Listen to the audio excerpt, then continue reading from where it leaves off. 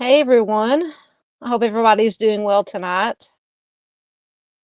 Um, Sorry, I'm trying to get stuff together. As usual, as soon as I was trying to get stuff together to go live, well, actually, I don't know if it's just my signal or just the internet in general has been very, very sketchy today. So I don't know what's going on, but anyway, we will do the best we can as usual to not go into too bad of a dumpster fire. I just won't be able to do share screen or anything because as always, or as when dumpster fires happen, I can't get StreamYard to load on my laptop, so I'm gonna have to do everything from my phone. But anyway, I will try to relay the information as well as I can. Like I said, I hope everybody is doing well tonight. I know there's a lot of creators going live tonight. But anyway, so if you're watching Replay Crew or if you're on Replay Crew watching, thank you so much. We love our Replay Crew. And for everybody who is here right now, Miss Paula is here. Hello, Miss Paula. It's always good to see you. Miss Farr is here. If it'll, oh, like I said, doing things on my phone. There is Miss Farr. Always good to see you, all the way from Australia. Let's see. Oh, it's Miss Lisa Joe. I look at avatars. Miss Lisa Joe, you changed your little avatar picture. But welcome, Miss Lisa Joe. Says, hey, yo. Now you sound like Scott Hall. I don't know if you're a wrestling fan, but that's what he said. Let's see. Anybody else snuck in on me? It's always good to have Miss Lisa Joe here. Yes, I just saw that. Well, actually, I think Duchess had posted an update. Miss Farr says, did everyone see Ellie put out something about Green? And this is regarding the Sebastian Rogers case. Put something out about green hoodie person not involved in anything. Yes. I haven't. I try to stay away from the whole circus side of the Sebastian Rogers case. I absolutely share his flyer and his information. But as far as any of the other, we'll just call it a dumpster fire. But yeah, I guess there was somebody wearing a green hoodie or something to that effect that it was supposedly seen or was seen on surveillance footage. I think it was maybe outside the restaurant after Sebastian and his mom ate and were leaving, and people, I mean, please correct me if I have it wrong. Like I said, I haven't kept up with the details. So everybody was going crazy apparently about this green hoodie person. But law enforcement issued a statement. Like I said, let me see if I can look it up and see exactly what they said. But green hoodie guy is, or green hoodie person is cleared. I'm just going to put green hoodie person. That'll probably bring something up. Let's see. Hold on 1 second. I can't. My brain is, fingers are getting ahead of my brain when let's see here. This was posted 1 hour ago.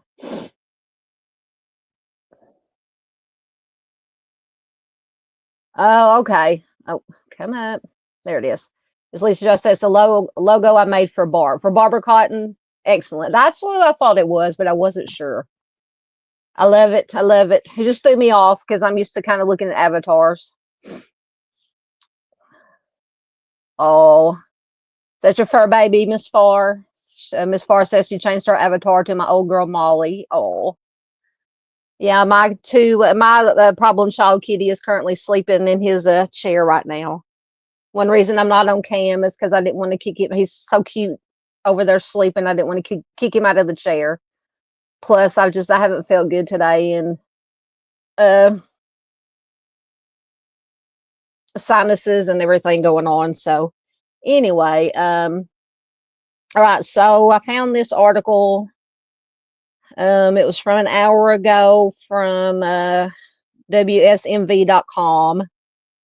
It says speculation around person in green hoodie found not credible in connection to Sebastian Rogers' disappearance. So it says the Sumner County Sheriff's Office addressed the speculation surrounding a connection between the individual in a green hoodie near Texas Roadhouse and Sebastian Rogers' disappearance.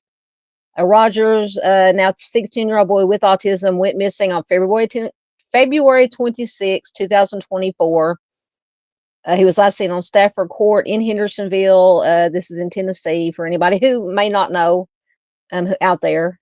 Police said they interviewed the individual on Friday about the night of February 25th, and the SCSO said they have confirmed that there is no evidence linking them to Rogers' disappearance. The sheriff's office said they understand the community's desire to solve this case and appreciate the vigilance of the public, but they caution people to be cautious of social media rumors, saying that misinformation can distract from the, quote, real efforts to find Sebastian. The sheriff's office said, quote, the search for Sebastian Rogers remains our top priority, and we will continue to pursue all leads with the utmost diligence. We ask for continued support and patience from the community as we work together to bring Sebastian home. Police also hope that the community continues to provide information to law enforcement that they deem important to the case. And any tips regarding Sebastian's disappearance should be directed to the Sumner County Sheriff's Office or the Tennessee Bureau of Investigation. So now I'm going to have to, like I said, well, I was going to have to look up more about green hoodie person, but they say it had, they've interviewed this person. This person has absolutely nothing to do with Sebastian's disappearance. So we will focus on Sebastian. Absolutely. But thank you for mentioning that. Whoever mentioned it earlier, now I forgot. Farr, I think. Yes. Let me see where I was at in comments. Oh, right there. Okay. Yeah, absolutely. As far as says, I was so happy they said something. I mean, yes. Because I know I've seen, like I said, I haven't delved into who this supposed, green hoodie person was, just like not every creator, but the ones, we know who we're talking about, who had just latched on to the green hoodie and, just that whole circus. So they are cleared. Let me see. Let me get caught up again. Well, there's Michigan Wifey. Hey, Michigan Wifey, good to see you, my dear. Haven't seen you in a while. She says, hey, strangers. I'm the stranger. Hope you're all good. We are doing good. I hope you are doing well. Yep, I was thinking about you the other day. I was like, I hadn't seen Michigan Wifey in a while. Good to have you here, ma'am. Let's see.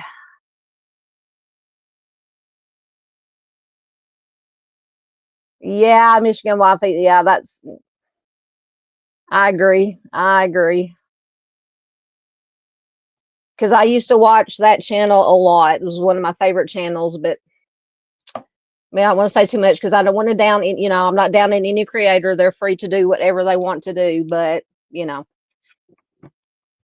is what it is. So, but we all know there are all kinds of fantastic creators out there who are doing the right thing. Ms. Farr agrees. Excellent, excellent. All right, so let me bring up my slideshow. I can find my stylus. Oh, hey, I can understand that. Michigan Wifey says I've been on replay crew because I go to bed early as heck. I've missed y'all. Hey, I feel where you're coming from, ma'am. I'm the same way now. I could easily go to bed right now, and it's only 8:45 here in Central Time. But I could easily just lay down and go to sleep. But I want to come on here with you guys for a little bit tonight and catch y'all up on some stuff, some cases we've been following, and then I have some I scoured the Facebook pages, and now that I finally got back on Facebook, because once again I don't know if it was just the internet in general going wacky this afternoon, but somehow I got logged out of my not my personal Facebook account, but my Southern Gal account that I use to all the to post all the missing person stuff. But somehow it logged me out, and I could not remember my password. And then the original email I'd used to sign up to that account,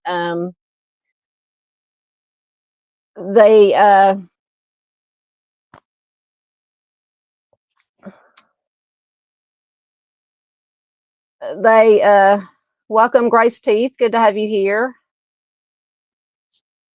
The original email account I'd used to sign up for that Facebook page had been it hadn't been used in a while because I don't use it for anything. So it had been not banned, but for lack of inactivity, it had they had deleted it. So but it finally let me log back in. So I guess I don't know if Facebook was having problems earlier, but anyway, I'm back in. So I scoured the pages and got together some missing persons to share after these updates. So we will have some missing persons to share as always. Miss Farr says, I'm lucky it's only 1:45 p.m. Saturday here. Yep. Yeah, it's 8:45 p.m. here in the States. Yeah, I'm so bad at checking my email too. Lisa just said her email is full. Yes, mine is full. Mine is full also. I'm so bad about not checking my email. Both my personal email and my true crime, Southern Gal True Crime one. 115 degrees. Oh no, Fahrenheit. Farr says the weather is unbearable. 115. Is that 115 Fahrenheit or I'm trying to read off my phone. Oh goodness. We're supposed to have rain sitting in tonight here in Arkansas. Rain sitting in tonight and basically all weekend. So my joints and bones are feeling the rain. I think that's why they've been aching. All right, so let's get into. Actually, I have some good news. Let me get my article loading.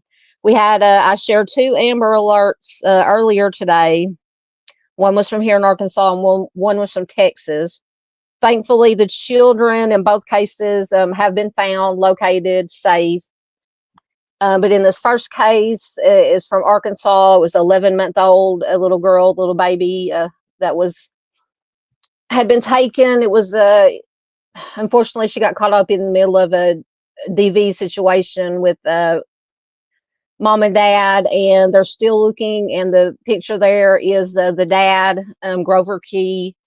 They found the baby. Of course, they didn't say in this article, if it'll come up, where they found her, but they did find her. She is safe, but they are still looking for him, for the dad. So that's why I wanted to share. Hopefully this article will come up. And then they had a witness, because when this first came out, there was hardly any information that came out about it, just that there's an Amber Alert for an 11-month-old little baby that had disappeared or been taken. And then they slowly started adding some new information. But like I said, it may not come up. So, but this is Grover Key, like I said, they're on these slides. So, all right, the article is trying to come up. So minus is 100. What'd you say? Okay, what Far said is minus 20 Fahrenheit. Oh my goodness.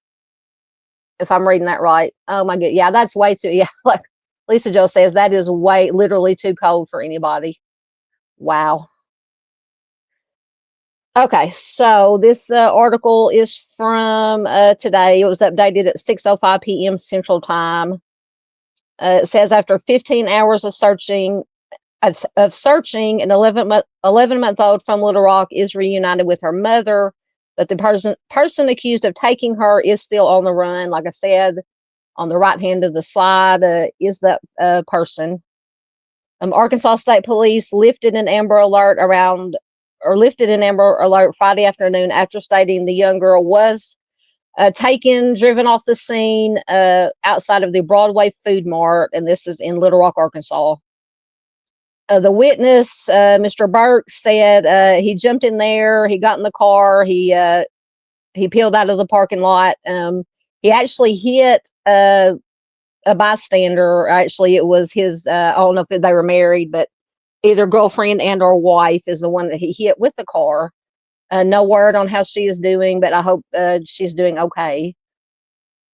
It goes on to say the scary scene unfolded when an argument became a fist fight, when Burks, the witness, said that he saw a man beating up a woman. He knew he had to intervene. Little Rock and Arkansas State Police said 22-year-old Grover Key III was fighting the mother of a young child when he stole her vehicle and drove off, attempting to hit her. And while doing so, he hit another person. So let's hope that person is okay.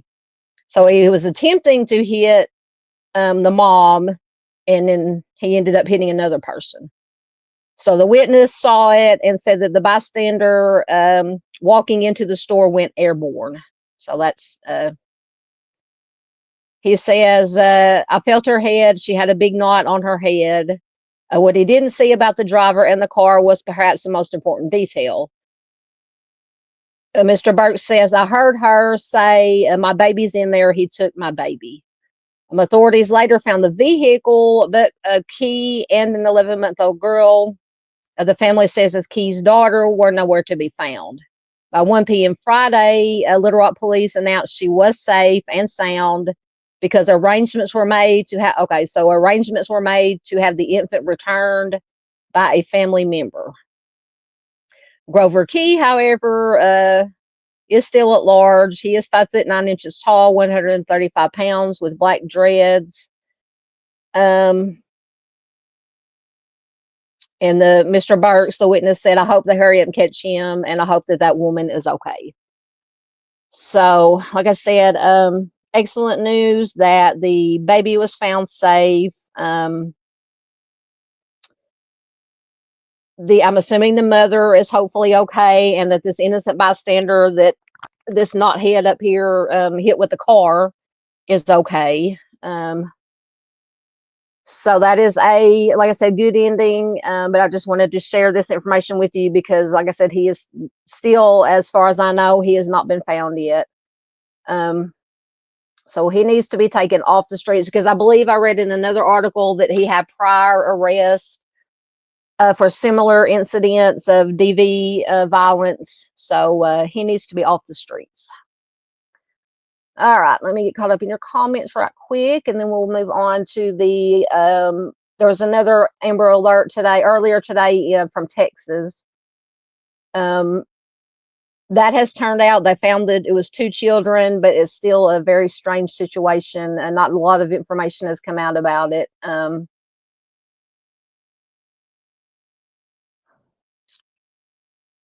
Miss Lisa Joe said it was minus 20 Fahrenheit. Yeah, that's way too cold. Oh,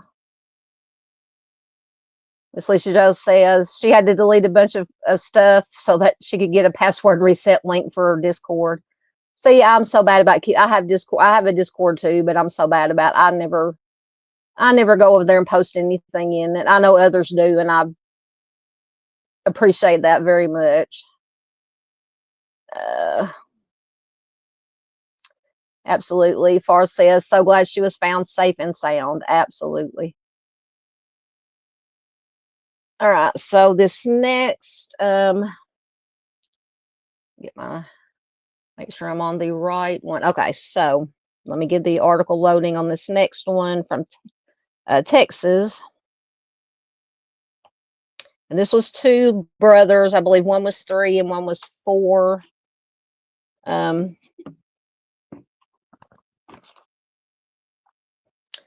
Far was asking Michigan Wifey, what is your weather like? I don't know if it's, I think Michigan has had a lot of snow lately. And I know Minnesota is supposed to get some snow, I think, this weekend. I have one of my brothers lives in Minnesota. So I think they're supposed to maybe get some snow this weekend. All right, guys, I'm trying to get my articles to load as usual.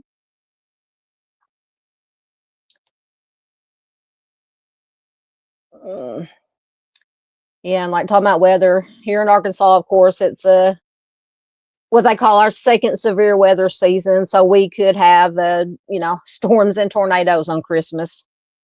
It's happened before. I remember as a kid a lot. We had tornado warnings. Spent some Christmas Eves and Christmas days in the storm cellar because there are tornadoes popping around. Miss Lisa Joe says in northern Minnesota, I think they predict 1 inch up here tomorrow and an inch or so on Monday. Yeah, I thought they were. Yeah, my brother and his wife live in the Minneapolis area. They don't live in Minneapolis, but they're in that general vicinity. And I know that's more towards. Nothing is loading tonight. Oh my goodness. Hold on. Let me close the link out or close the tab out and try a new one. But these 2 little boys on the screen here were found safe. They have been caught on, I think, ring cam, security cam at like 3 o'clock this morning or so, very early in the morning, walking down the sidewalk, and said they got into a vehicle. That's why I want to get the article up. It had the description of the vehicle. And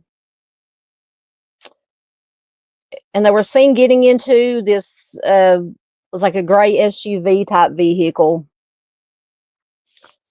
And like I said, they ended up finding them, but so I don't know if it was who. Lisa Joe says they have 8 inches on the ground of snow on the ground. Good Lord, God bless you. That's a lot of snow. I like snow if I don't have to get out and get in it. I might have to find another article because this one that I had bookmarked is not coming up.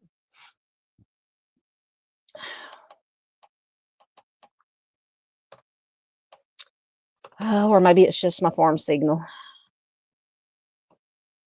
Let's see. Okay.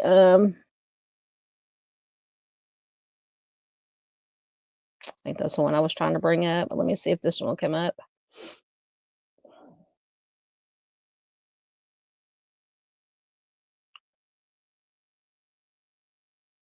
Oh, it's hot in here tonight. Hot, hot, hot.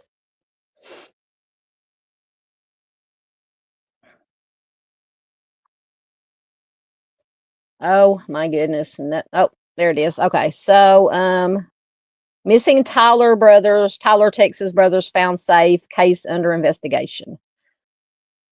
Two young boys reported missing in Tyler, Texas have been found safe, according to an update from Tyler police. Legend Sanford and Cannon O'Neill were reported missing early Friday morning from the Evergreen Apartments, prompting an Amber Alert. The boys, aged 3 and 4, were last seen at 10 p.m. on December 12th. Authorities have been searching for a gray Mazda hatchback believed to be involved in their disappearance. Tyler police responded to the critical missing call around 7:10 a.m. on December 13th. Legend was last seen wearing a blue Paw Patrol pajamas. After hours of searching, both children were found safe and unharmed, and the circumstances of their disappearance remain under investigation. So, like I said, I don't know if it was a stranger who they got into this vehicle with, I think one article, the original article I was going to read from, it said they went to whatever residence, wherever they were found, after they got a tip. So I don't know if it was a stranger that was in this vehicle that they were seen getting into, or family members, or what the situation was. So I'm sure they will let us know if anything else can be released publicly. But as always, the most important part is that the boys are safe and sound. All right. Let's see what we have next. Yes, absolutely. Miss Paula says, happy they were found safe. Absolutely. Absolutely.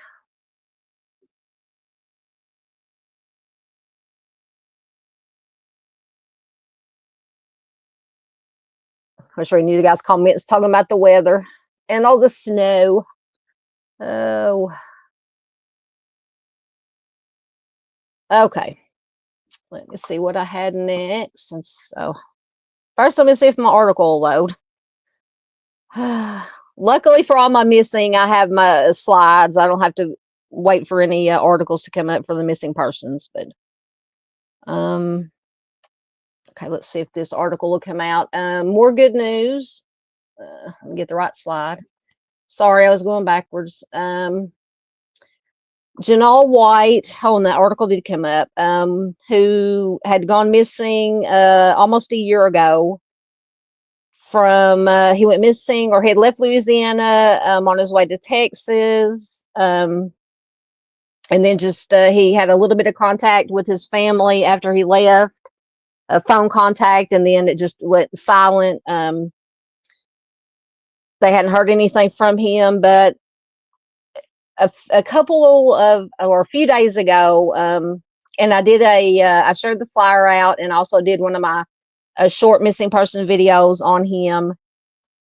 And a few days ago, somebody had called me, and I always take this with a grain of salt, because I'm not saying that family members of missing persons don't, get on YouTube and do watch stuff and post, comment on it. But then again, you have to be really careful if somebody comments, to know, because you never know if it's legitimate or not. But somebody who said that they were one of Janelle's sisters had commented on the video I did of him. It said that he had been found and that they were on their way to Texas to see what was going on with him. So I just I replied back and said, okay, that's, thoughts and prayers, that, that's good news, once again, taking it with a grain of salt, just in case. So I didn't really say anything. But then through friends and Facebook, and then now officially, and through news articles and things of that nature, Janelle White has been found. Very absolutely excellent and that he has been found, but still strange circumstances surrounding this one too. So this article is from when is it from? Today, or just within the last couple of days, the 10th, from the 10th. A missing former football coach Janal White was found safe weeks before Christmas. Janal White's family says that they've received the greatest gift of all this Christmas, which is a miracle. The former coach was found safe after more than a year of being missing. The Gonzales County Sheriff's Office located Mr. White on Friday, December 6th, wandering along Texas 304. I'm assuming that's one of their state roads, county roads. And it says that he is currently in the hospital receiving care. On Thursday, December 5th, deputies responded to a call about a man walking on the roadway in the 7400 block of Texas 304. Initially, it said Mr. White was unresponsive and unwilling to identify himself, leading deputies to transport him to the Gonzales County Jail for his safety. While White remained verbally unresponsive, a search of his belongings revealed his identification. Staff turned to Google, where a search of his name led them to several reports about his disappearance in June of 2023.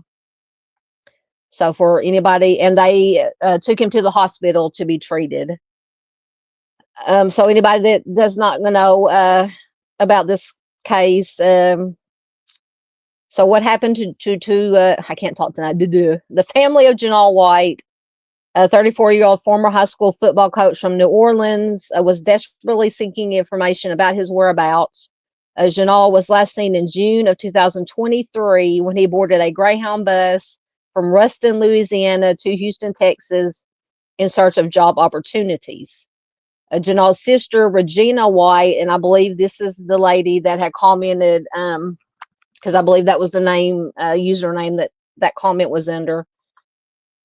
That commented that, you know, Janal was her brother and that they had found him and that they were at that time on their way to see what was going on with him. But Janal's sister, Regina White, shared the family's difficult journey since his disappearance. Despite knowing he made it to Houston, Janal's exact whereabouts remained unknown. She said, "We were in constant communication via Facebook Messenger since he did not have a phone. He had a laptop and he used Wi-Fi to stay in touch, but all communication stopped suddenly in mid-July. It's like he vanished without a trace." A few months later, the family discovered some activity from Janal's bank account in Missouri City, Texas, but the account was eventually overdrafted and closed, further complicating the search. Regina described Janal as a big teddy bear who is very loving, particularly towards his nieces, nephews, and siblings.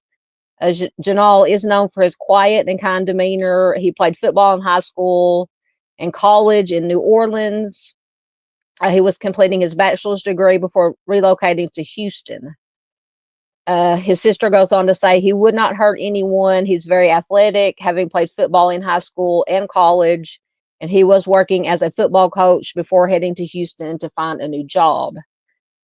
Despite having no family in Texas, Janal decided to relocate there, leaving his family puzzled and heartbroken. The impact of Janal's disappearance has been tremendous, with his family describing it as a nightmare that they couldn't wake up from. His sister said, "Our mother was especially devastated. We were all so close, and his disappearance left a huge void in our family, making it hard to celebrate holidays and special occasions. This situation has torn us apart, especially during holidays like Thanksgiving and Christmas, which he always came home for. What's the reason to celebrate holidays when we don't know where our brother is? This last year was different. We weren't really able to celebrate because he was not there." As the search continued, the family remained hopeful that they would soon be reunited with Janal. So that was just some background information on his disappearance, but thankfully he has been found. He is safe. Hopefully he's getting the whatever led to this situation. Hopefully he's getting whatever help he needs to get through it, and the family is getting the help they need. But he's alive. That's the most important thing, and hopefully he is getting reunited with his family. So I just want to bring that update to you guys. Yes, Michigan Wifey said that's amazing. Yeah, he'd been missing for a while. Yep, over a year, because what they say, June of last year is when he went missing, or when they lost contact with him. Yep. So almost a year and a half. But he is safe. Like I said, hopefully he is getting the help he needs. For, like I said, we don't know the particulars of what, what happened, but thoughts and prayers and good vibes to him and his family. All right, let me see what I had next. All right, so this knucklehead.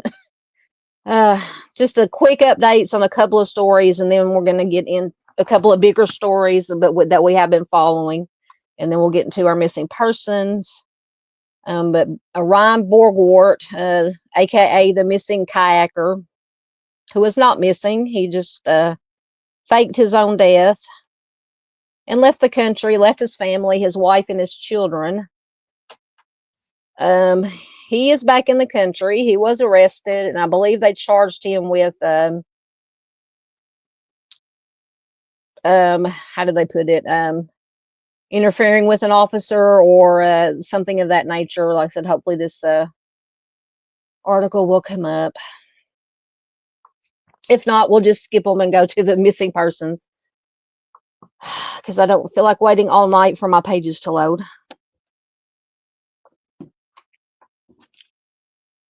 And his wife has also filed for separation, or has filed for separation and likely divorce. It's trying to load. It's trying to load, as usual.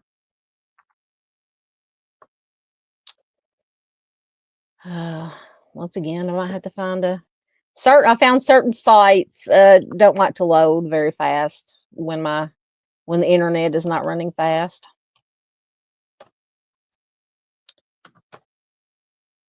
Let me see if I can find a different article.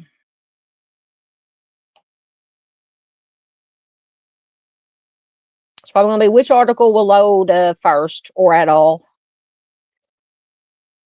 which may be none of them.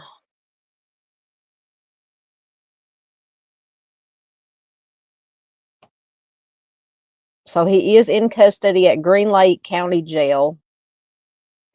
Okay, so this one came up. Missing kayaker Ryan Borgwardt is in custody at Green Lake County Jail. The kayaker who faked his death and fled the country is back on U.S. soil and in police custody. Online records on Tuesday night showed Ryan Borgwardt, 45, in custody at Green Lake County Jail. The Green Lake County Sheriff's Office has scheduled a press conference for 10 a.m. Wednesday to update the case. Borgwardt was initially reported missing August 11th after failing to return from kayaking on Green Lake before the Green Lake County Sheriff's Office revealed he staged his disappearance and fled the country. In a press conference November 21st, Green Lake Sheriff Mark Podall revealed authorities were in daily contact with Borgwardt since November 11th, having first reached him via, quote, a woman speaking foreign language. At the time, law enforcement shared a video of Borgwardt showing the Watertown man alive and well, but said they couldn't persuade him to return home. Ryan Borgwardt is likely wouldn't face significant jail time after staging. Oh, hold on. That's a different article. The news garnered national attention, blah, blah, blah. Yeah, so they searched for him. They finally, a digital forensic analysis of his laptop revealed he cleared his browsers on the day of his disappearance. He replaced the hard drive. He inquired about moving funds to foreign banks and had constant communication with a woman from Uzbekistan.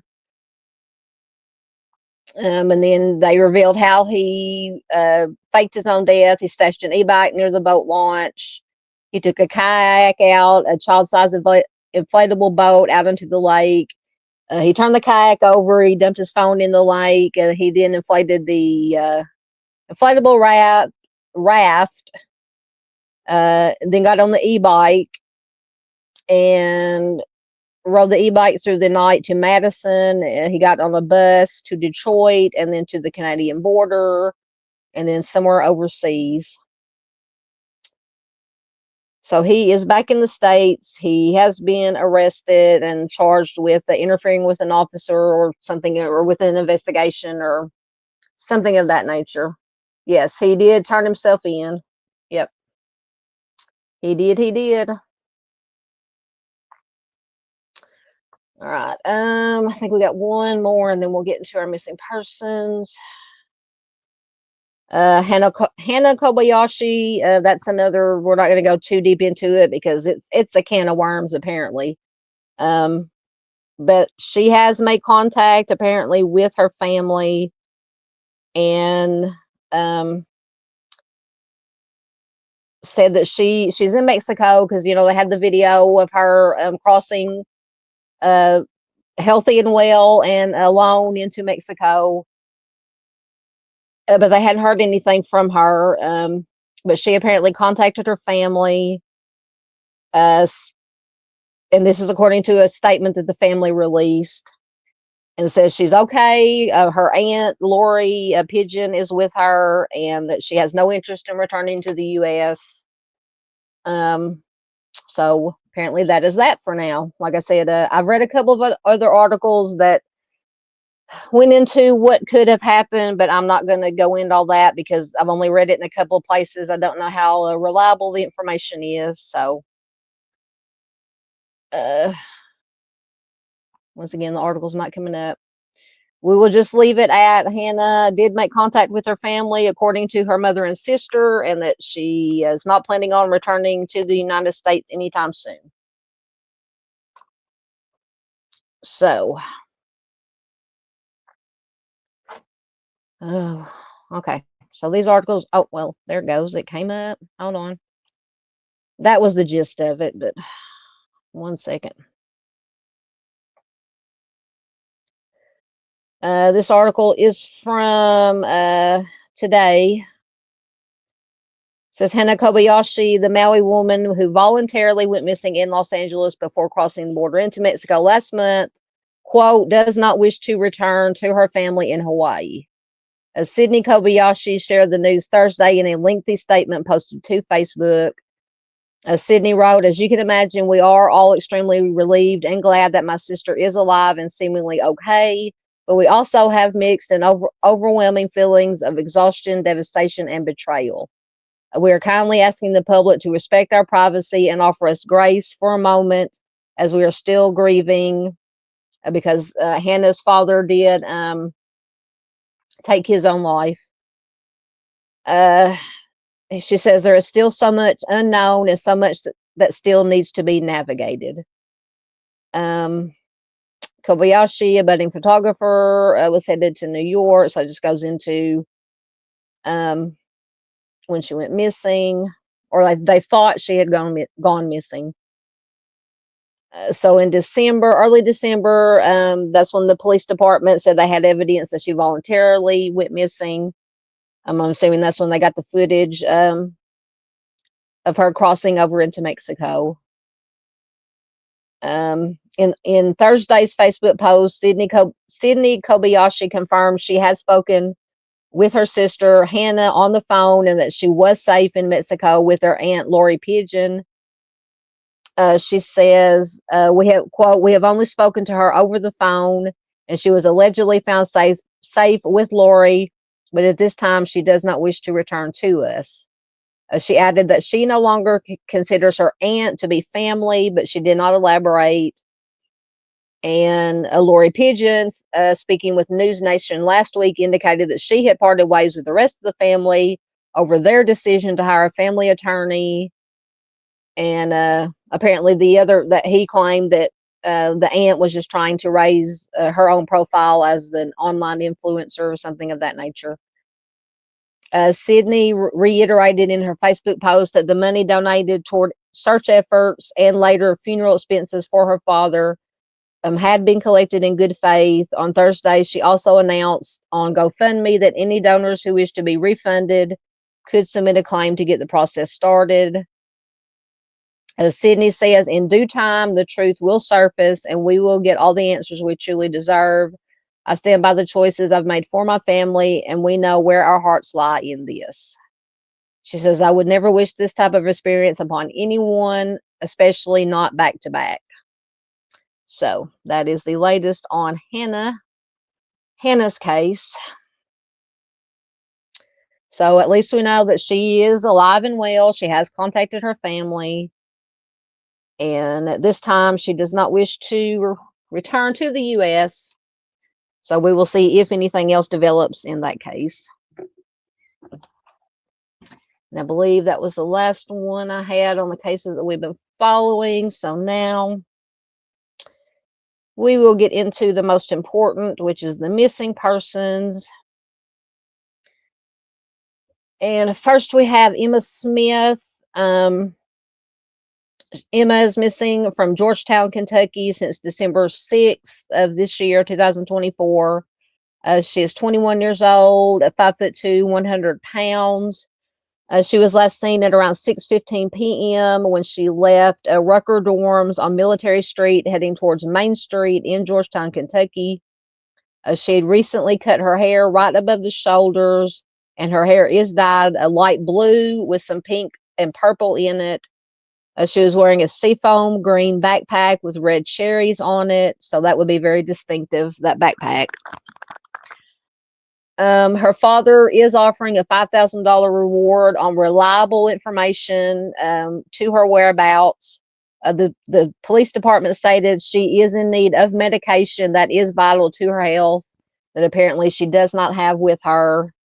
So if you have any information on Emma, please contact the Georgetown Police Department at 502-863-7820. So I'm just trying to get comfortable here. All right. Next, we have Isabella Hanton. Isabella, there's not a whole lot of information. She is 17 years old. She was reported missing on October 30th of 2024 from Bellsville, West Virginia. There's a possibility, they say, that she could still be in the local area. So if you know anything in regards to Isabella, her possible whereabouts, they're asking you to reach out to the Wood County Sheriff's Office at 304-485-8501, or you can call 1-800-THE-LOST, which is the NCMEC number, National Center for Missing and Exploited Children. All right. Next, we have Jerica Hamry. Oh, goodness. The wild child is alive and well.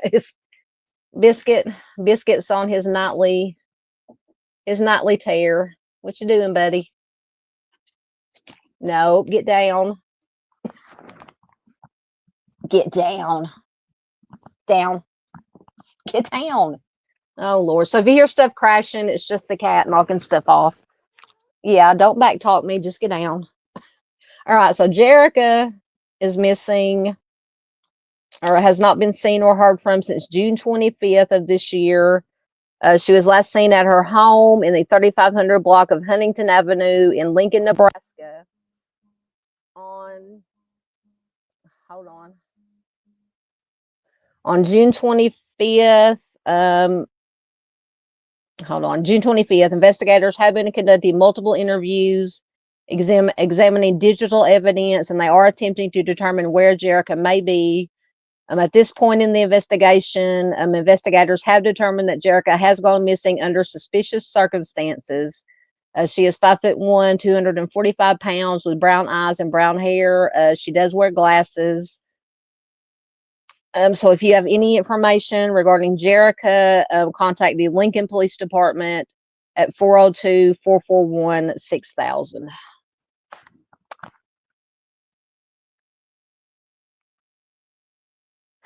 Okay. Sorry, my phone is ringing. Sorry, guys. All right. Next, we have. Make sure I'm not going backwards. All right. Randy Snowden. Randy is missing from Cumberland, Maryland. She was last seen December 11th of this year. She is just 12 years old, 4'11", 82 pounds. She was last seen in the area of Fayette Street on Wednesday evening. Her clothing description, she was last seen wearing blue jeans, a white Playboy sweater, and is believed that she is currently within the city limits of Cumberland. So if you have any information regarding Randy's case, contact the Cumberland Police Department at 301-777-1600.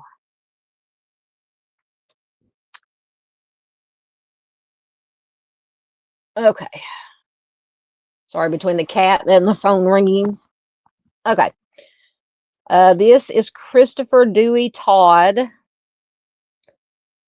He is missing from Conway, South Carolina. He was last seen sometime in March of 2024. He is 39 years old, 5'11",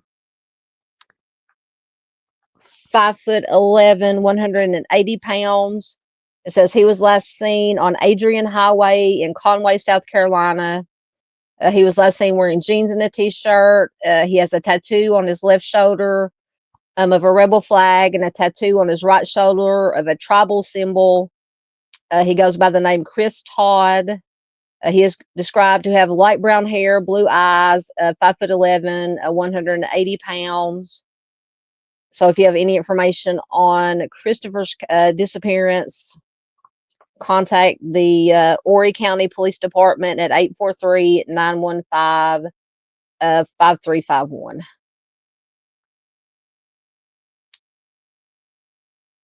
All right.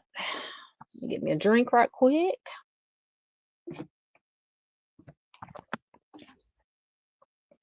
This is Charles Kemp.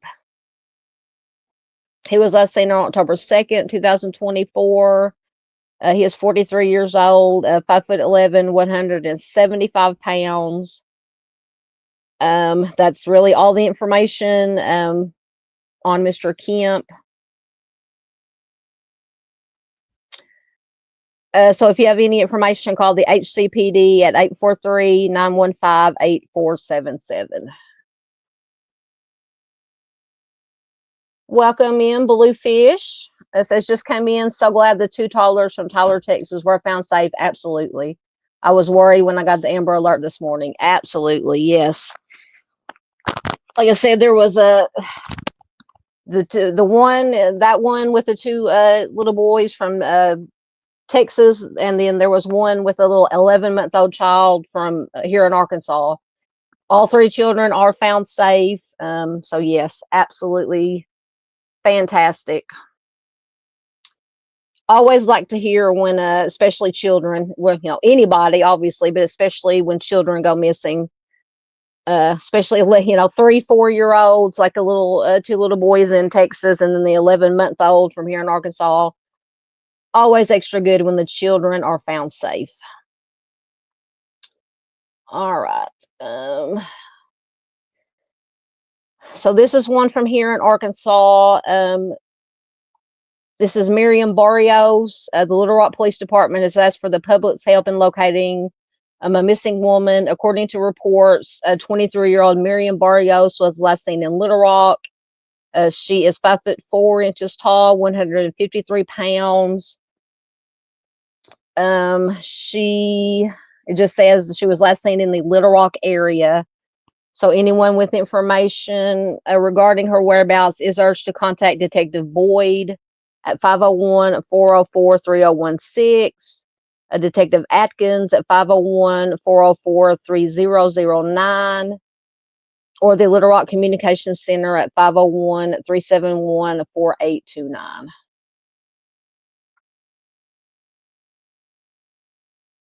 All right. This next one is from Ohio. This is LaShawn Carlton. She is just 15 years old. She's been missing since November 24th of this year from Toledo, Ohio. She's a black female, 5'7", 130 pounds, with black hair and brown eyes, shoulder length black hair. The Toledo Police Department is asking for the help in locating 15-year-old LaShawn Denise Carlton, who was last seen on November 24, 2024. LaShawn, once again, black female, 5'7" tall, 130 pounds, black hair and brown eyes. It says there is currently no further information available, and I just looked up for any updates or articles right before when I was making the slideshow. So it says there is currently no further information available regarding her disappearance, but it said we will update the story if any new information is provided. Excuse me. Anyone with information about LaShawn's whereabouts is urged to contact the Toledo Police Department at 419-245-3340. All right. Next, this is from Browning, Montana. Hey, Chris. Good to see you. Good to have you here. This is from Browning, Montana. This is Melissa Ann Trombley, 24 years old. Blackfeet Law Enforcement Services is asking for the public's help to locate Melissa Ann Trombley, who has been missing since November 24th of this year. She is 46 years old, 140 pounds, 5'7" tall, with brown eyes and black hair. Authorities urge anyone with information on Miss Trombley's whereabouts to contact the Blackfeet Law Enforcement at 406-338-4000. Thank you, Chris. Glad you're here. Always good to have Chris here.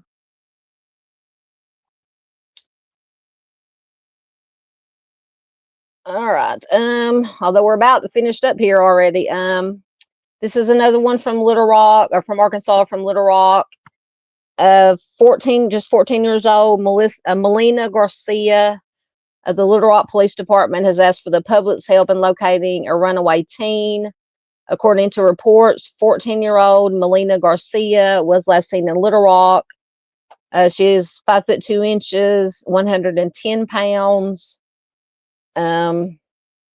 Looks like she has brown. It didn't give hair or eye color. Looks like she has brown hair. So anyone with information regarding Melina's whereabouts, once again, urged to contact Detective Boyd at 501-404-3016 or Detective Atkins at 501-404-3009. Or the Little Rock Communications Center at 501-371-4829. Chris says, I sent the case of the missing Blackfoot tribe member to Wisdom Speaks. Excellent, excellent, excellent. Yep. Thank you so much. All right. Okay, so I believe that is the last one I had. Yeah, okay. So if anybody has any other missing or Amber Alerts or any critical missing that I have not heard about, please do put it in chat. Because I think that this last one I had 10 of them to share tonight. And then, of course, we went over the 2 Amber Alerts, one from Texas, or 2 little boys from Texas and a little girl from Arkansas, or baby, 11-month-old baby from Arkansas. All have been found safe. So if there are any updates in those situations, I'll keep my eye on them and see if there are any updates. I will definitely bring them to you.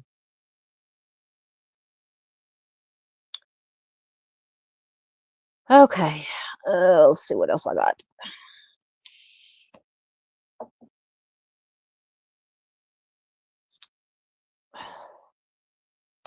Take that down. Let me see if I can get if the internet is working halfway decent. See if I had anything else.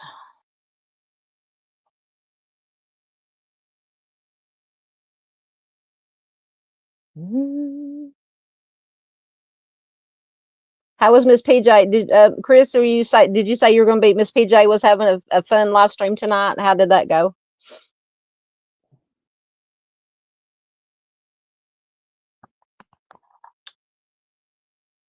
Let me see if I still have this. Let me look for something right quick. Well, I'm going the wrong way. Oh,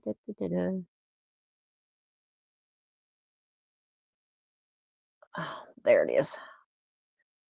Okay, so this is Chance, and I'm going to do a video on Chance's case, or his disappearance. I just want to give you some basic information. Jance is Jance Wesley Varela is 40 years old. He was last seen June 1st of 2022 in Fort Collins, Colorado.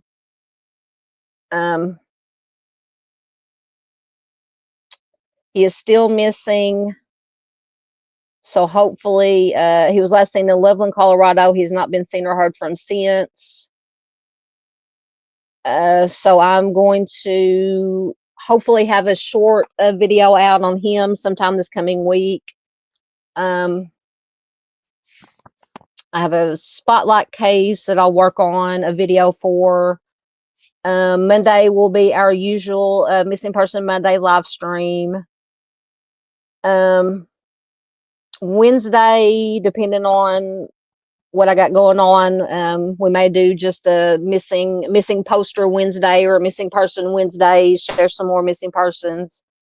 I'll hit up Facebook again and gather some more missing persons flyers and share those. And then we'll see about next weekend.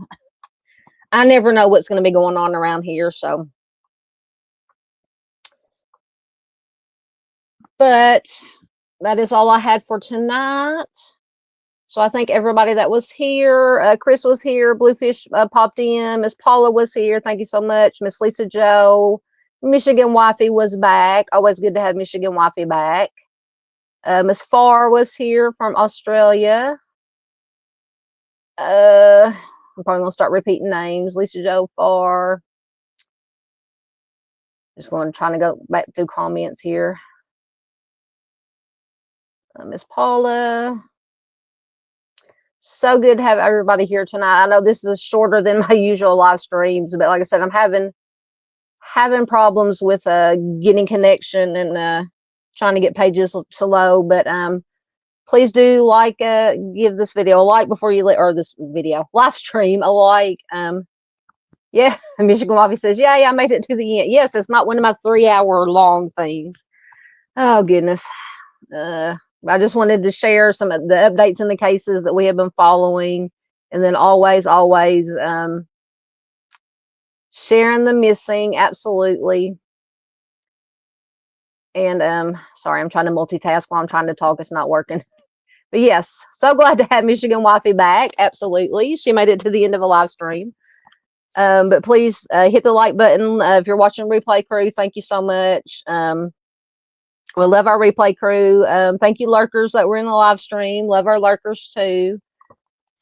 Most important thing you can do is share to get this information out about all the missing persons out there. We all know that there are two. One is too many. One is too many. So, like I said, sharing is the most important thing all of us can do to get this information out to as many people as possible. Like I said, Monday we'll be back to Missing Person Monday live stream, usual time around 8:15 Central Time. Until then, everybody, have a wonderful rest of your weekend, or all of your weekend. I keep forgetting it's Friday. All I'm going to do is lay around and watch whatever football happens to be on and try to get some videos done. But once again, thanks everybody for being here, and I will see you guys Monday.